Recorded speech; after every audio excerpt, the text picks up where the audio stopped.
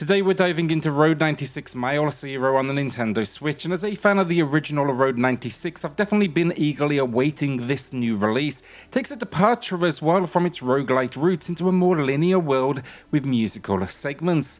The question is though, can this unique approach now deliver? Well, that's what I'm here to find out. My name's Alex, this is SwitchCorner, let's get started. If you do enjoy the video today, consider subscribing and liking, it helps the channel a huge amount. So Road 96 Mile Zero is the prequel to the original Road 96. It explores the backstory of the fan favourite character Zoe.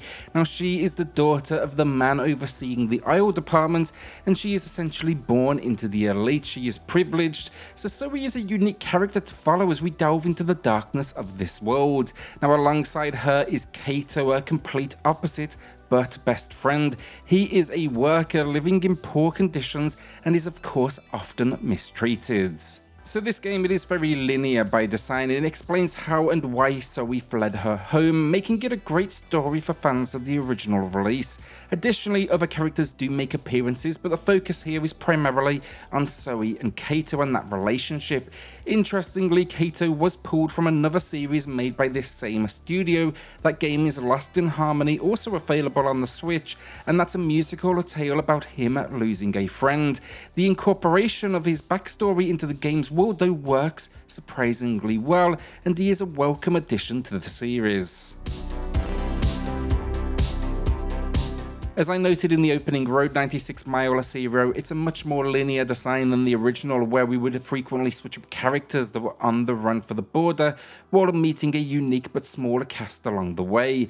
Here, this time, we actually find ourselves in the town they are fleeing from. This location is overseen by an evil government. Naturally, many of the decisions appear to be for the people by this government, but that's really dependent on your situation, namely wealth and class, and that is why Zoe and Kaito make such a unique pair. They are complete opposites. Here we will play the game though entirely from the perspective of this pair across what is for the most part 4 different locations. Much like the original, the exploration is presented here in first person, but this is paired then with musical segments reminiscent of Sayonara Wild Hearts. They're relatively simple, and the idea here, collect up gems across 10 different tracks and hit 3 check marks that reward big points. At first, I've got to admit these are somewhat jarring initially alongside that political and narrative being told, but I did quickly start to enjoy myself. They appear to be a teenager's reflection of the circumstances occurring around them, so it's definitely a little bit of escapism. I do wish, however, control-wise, they'd provided maybe a little bit more here.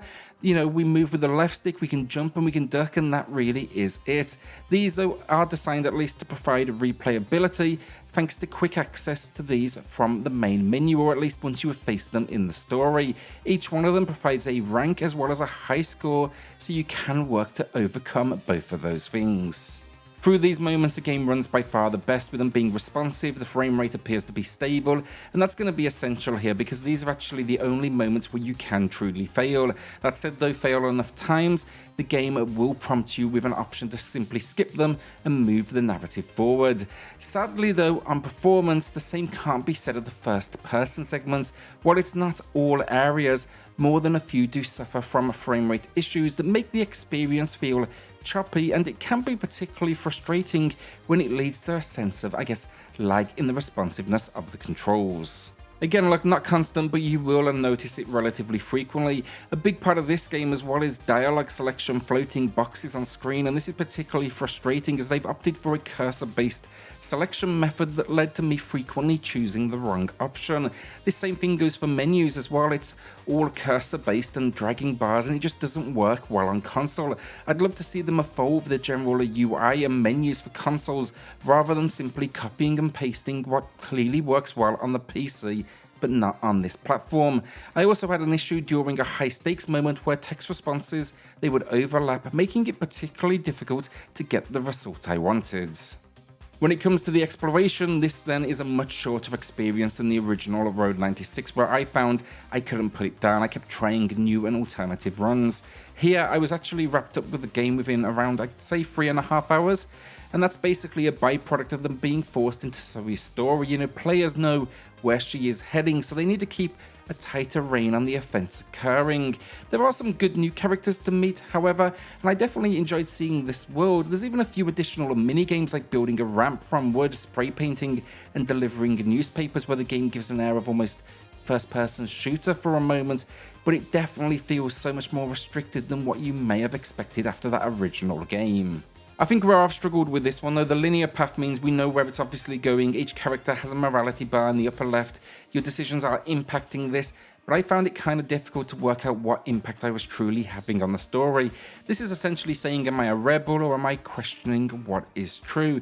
But from the first ending I got, it doesn't really feel like I had all that much impact on it.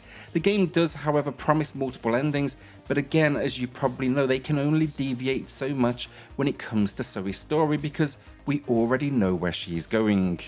Overall, I still enjoyed the game, but I loved the original, and I think this one, it tries something new, and in some ways it works, but given its limited scope and short runtime, I was hoping it would be a whole lot more polished than it is, as there's just so few variables in comparison to that original build, from character counts to the number of locations we do visit. The musical element, however, works well, and as with the original, I was intrigued with its story from beginning to end. Definitely looking forward to seeing where they go next now with this universe from a gameplay perspective, but I'd also love to see this one maybe get a quick patch or two on the Nintendo Switch. Graphically then, it's very much more the same with a cartoonish-like style that works particularly well in this world. The musical moments allow the team to go kind of surreal as well, and they are really impressive, demonstrating how these, I guess, characters view the world and people around them. Think a security guard, for example, that turns into a Godzilla-like size as they chase you.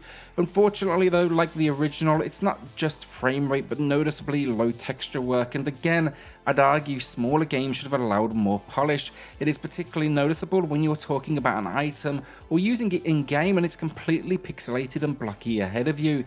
I would describe this game essentially as rough around the edges. The music is fantastic again. The original was a recent favourite soundtrack of mine, and this is much the same throughout, though I will add it's got a bit more of a commercial focus now occasionally because of the musical stages. Highlights are The Offspring and then The Midnight, who are incredible, and they provided the theme song. The funny thing here is I love The Midnight, but I still thought the acoustic closing piece over the end credits was by far the best example of the music. That track is absolutely stunning. The voice acting then is top quality, with all the characters having recorded lines, and then the sound effects, they do more than enough. Overall, Road 96 Mile Zero, much like the original, is rough around the edges. I was forgiving with that one because the story and the delivery was so unique and big in scale, in fact, but it's a little harder to do here given the linear design. 4 locations for the most part, and we still get issues. Textures can be extremely weak, and the occasional issue, think like frame rates, UI issues, and even overlapping responses bringing it down.